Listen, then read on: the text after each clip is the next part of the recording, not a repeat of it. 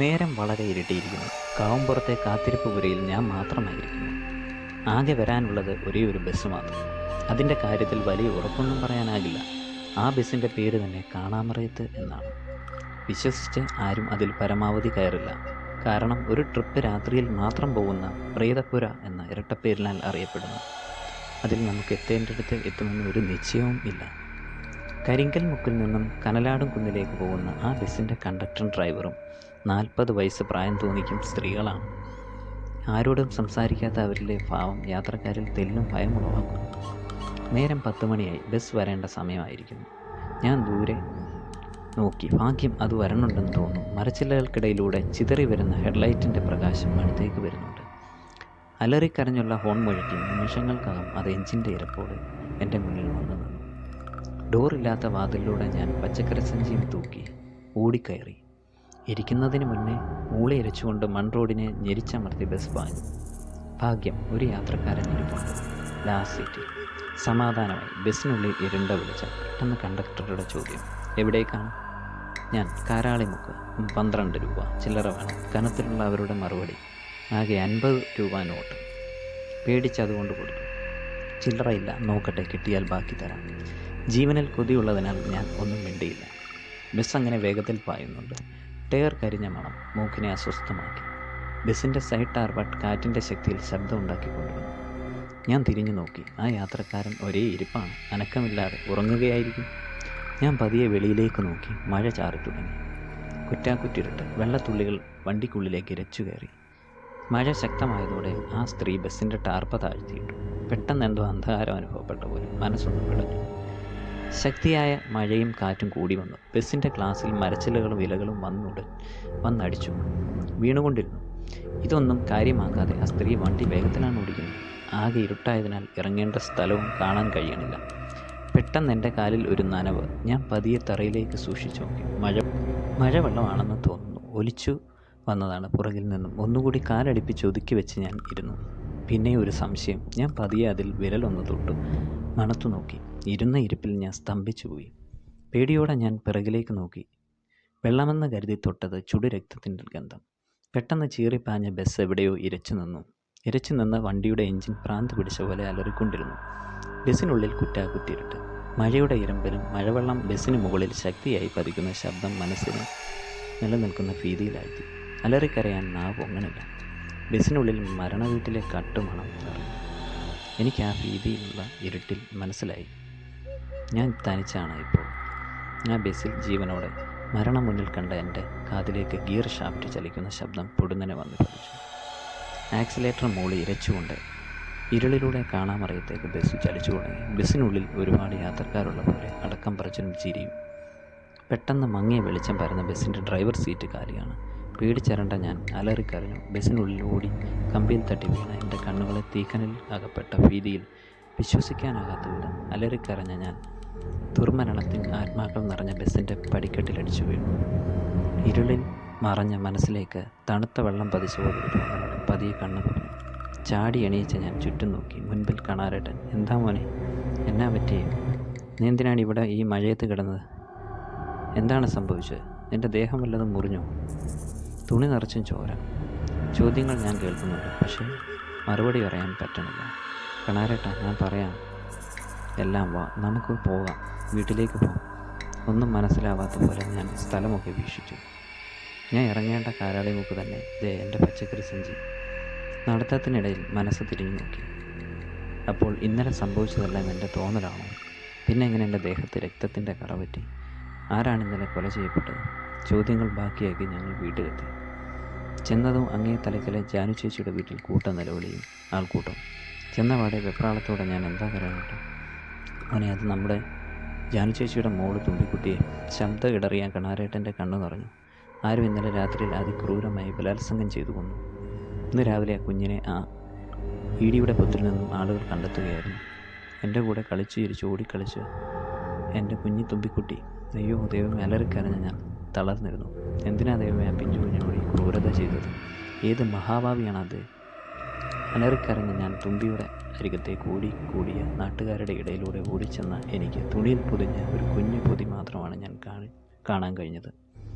പെട്ടെന്ന് പെട്ടെന്നൊരാൾ ആൾക്കൂട്ടത്തിലേക്ക് ഓടിക്കയറി വന്നു. ആ തെങ്ങിൻ തോപ്പിൽ തലയും കൈയും കാലും ഇല്ലാത്ത ഒരു ശവം. നിഗൂഢമായ മരണത്തിൻ ഗന്ധം മാത്രമെങ്ങും. ആ വാർത്ത കേട്ട കുറേ പേർ ഓടി ശവം കിടക്കണ പറമ്പിലേക്ക് ഓടി. മുള്ളുവേലി കടന്ന ഞങ്ങളിലെ ഭയം 10 മടങ്ങ് കൂട്ടിയ കാഴ്ചയായിരുന്നു അത്.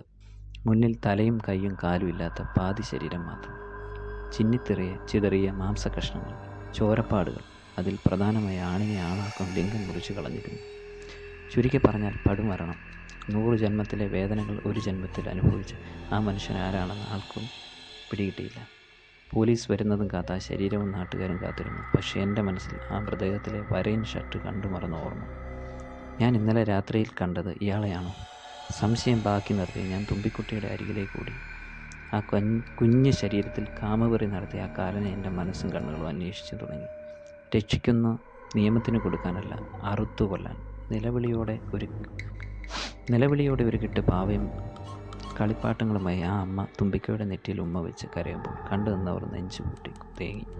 വച്ച് താമസിയാതെ ആ കുഞ്ഞു ശരീരം അടക്കം ചെയ്യുമ്പോൾ നിശബ്ദതയോടെ കാറ്റ് വീശി തുടങ്ങി. ആ കാറ്റിനറിയാമായിരിക്കും ആ കാലനെ. ഓരോ നിമിഷം വിങ്ങലായി ആ കുഞ്ഞു മാറുമ്പോൾ കൂടി നിന്നവരോടായി എൻ്റെ തലേരാത്രിയിലെ അനുഭവം പറഞ്ഞു. ആ സംശയവും അന്തം വിട്ട് കേട്ടുനിന്നവർ എന്തായി കേൾക്കണേ എന്ന മട്ടിൽ. എന്താ മോനെ നീ പറയണേ? അതിലൊരാൾ ഭയത്തോടെ പറഞ്ഞു. മോനെ, നിനക്ക് തോന്നിയതാണ്. ആ ബസ് ഇന്നലെ ഇല്ലായിരുന്നു. കരിങ്കൽ മുക്കിൽ വെച്ച് അത് ആക്സിഡൻ്റ് ആയിരുന്നതാണ്. അവരവിടെ ട്രിപ്പ് നിർത്തി. പിന്നെ നീ ഏത് ബസ്സിലാണ് കയറിയത്? ദൈവമേ, ഇതെന്താണ് ഈ കേൾക്കണേ? മനസ്സ് പിടഞ്ഞ നിമിഷം ഇരുണ്ടുമൂടിയ അന്തരീക്ഷത്തിലേക്ക് തണുത്ത കാറ്റ് വീശിയടിച്ചു. പൊടുന്നനെ ഇടിമിന്നലും എന്തോ ദുസൂചന പോലെ. ആകെ ഒരു അന്തരീക്ഷമാറ്റം. ഇറയത്തിരുന്ന് സംസാരിക്കുന്ന ഞങ്ങളിലേക്കും ഒരു കാൺമാനില്ല വാർത്ത വന്നു. അങ്ങേലെ തോമാച്ചൻ്റെ വീട്ടുപണിക്കായി വന്ന് താമസിക്കും. ഒരു 35 വയസ്സ് തോന്നിക്കും. അന്യസംസ്ഥാനക്കാരനെ തിരക്കി. ഭാര്യ ഓടി നടക്കുന്നു. ഞങ്ങൾക്കറിയാവനെ. എല്ലാവരോടും നമസ്തേ പറയുന്ന അവനെ എല്ലാവർക്കും അറിയാം. ഞങ്ങൾ അവരോട് കാര്യങ്ങൾ തിരക്കി.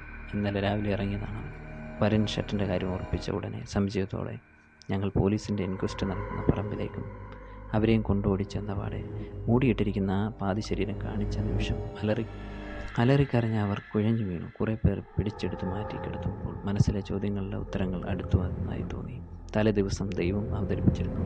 ഈ ക്രൂരമായ ലോകത്ത് ക്രൂരകൃത്യം നടന്ന നിമിഷം തന്നെ അദൃശ്യമായ ആ ബസ്സിൽ പിന്നെ എങ്ങനെ വന്നു? ഇയാൾ എങ്ങനെ കൊല്ലപ്പെട്ടു? ഇരുളിൽ ഭീകരതയോടെ കടന്നു പോകുന്ന ബസ് ഒരു ചുരുളയില്ലാത്ത രഹസ്യമായി മാറുമോ? മനസ്സ് പറയുന്നിടത്ത് ശരീരം വഴങ്ങാത്ത ഒരവസ്ഥ എനിക്ക് കണ്ടുപിടിക്കണം. പോലീസിന് പോലും അന്യമായ ആ രഹസ്യം.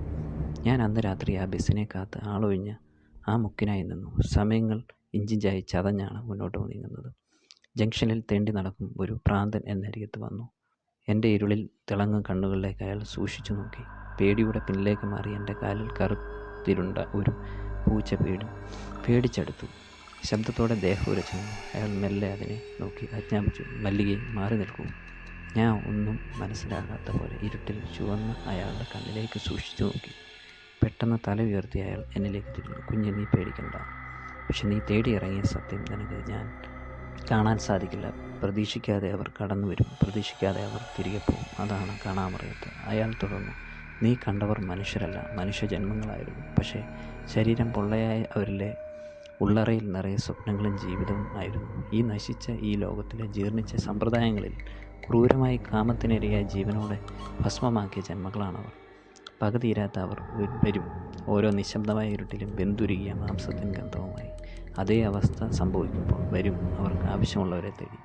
ഇതെല്ലാം പകച്ചു കേട്ടു നിന്ന് എൻ്റെ നാവ് അറിയാതെ ചലിച്ചു. അപ്പോൾ മല്ലിക, അയാളുടെ ശബ്ദം ഇടറി. അതെൻ്റെ കുട്ടിയാണ്, എനിക്ക് കാണാൻ കഴിയാത്ത എൻ്റെ മകൾ. നിറവേറായ എൻ്റെ ജാനകിയെ അവർ ആവോളം അനുഭവിച്ച ശേഷം പാതി ജീവനോടെ ഭസ്മമാക്കിയ എൻ്റെ കുഞ്ഞിൻ്റെയും എൻ്റെ ജാനകിയുടെയും ഓർമ്മയാണിത്. എൻ്റെ ജീവിതം ഈ ഗതിയിലാക്കിയ ലോകമേ, ഞങ്ങൾ പാവങ്ങൾ എന്ത് ദ്രോഹം ചെയ്തു നിങ്ങളോട്. അയാൾ നിലവിളിയോടെ ആ ഇരുളിനെ നിശ്ചലമാക്കി പൊട്ടിക്കരഞ്ഞു. ഇനി അവർ ഒരിക്കൽ കൂടി എന്നെ കൊണ്ടുപോകാൻ അവർ വരും. കരഞ്ഞുകൊണ്ട് തിരികെ നടന്ന ആ മനുഷ്യൻ ഇരുട്ടിലേക്ക് മറയുന്ന ചങ്കുപിടയും വേദനയോടെ നോക്കി നിന്ന് എൻ്റെ കാതിൽ ബസ്സിൻ്റെ ഫോൺ മുഴങ്ങി. ഭയത്തോടെ ദൂരേക്ക് നോക്കി എൻ്റെ മുന്നിലേക്ക് ഇരച്ചു നിന്ന ബസ്സിലേക്ക് മനസ്സോടെ കയറുമ്പോൾ മുന്നിൽ ഇരുട്ടായ പോലെ ഏതോ ഒരു സീറ്റിലിരുന്നു. എൻ്റെ മുൻപിൽ പ്രായമായ ഒരു മനുഷ്യൻ ടിക്കറ്റിനായി നിന്നു. ബസ്സിൽ അത്യാവശ്യം ആളുണ്ട്. ഓടിക്കുന്നത് സ്ത്രീയല്ല, ഒരു പുരുഷൻ. ആകെ അമ്പരപ്പോടെ ഇരുന്ന് എന്നോട് വീണ്ടും ടിക്കറ്റിനായി ആവശ്യപ്പെട്ടു. ടിക്കറ്റ് വാങ്ങുമ്പോൾ ബസ്സിലെ ദേവി വിഗ്രഹത്തിൽ പ്രാർത്ഥനയോടെ മനസ്സ് മന്ത്രിച്ചു. എല്ലാം നിൻ്റെ ലീലകൾ,